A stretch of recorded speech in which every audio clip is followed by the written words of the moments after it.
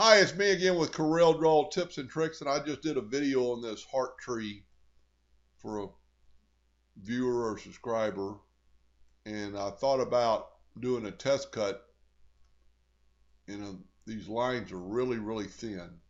If you take your parallel dimension tool and measure that line right there, I mean it's 0.05 of an inch. I'm not even sure if that's right. Let me do it again. Let me zoom in here. Take the smallest line, and you'd want to do this just to make sure that it doesn't just burn away. That's 0.4 of an inch. So to do that, you could cut out just part of it and see if these cuts would work.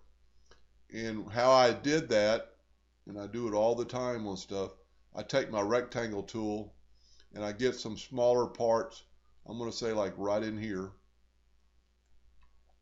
And first of all, I'm going to delete this. No, I'm going to leave that line.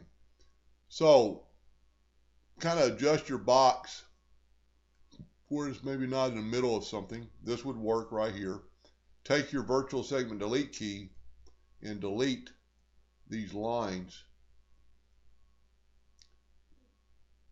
Let's delete that. Delete that. So what you're doing, you're leaving lines on the limbs themselves.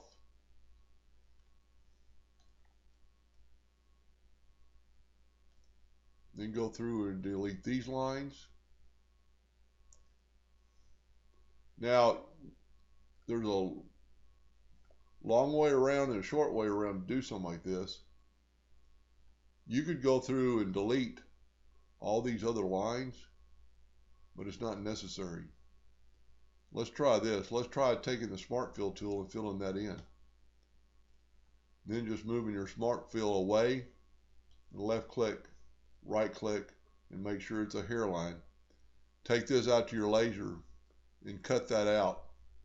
And if you will look, this piece is only 1.5 inches tall. These are some mighty fine cuts.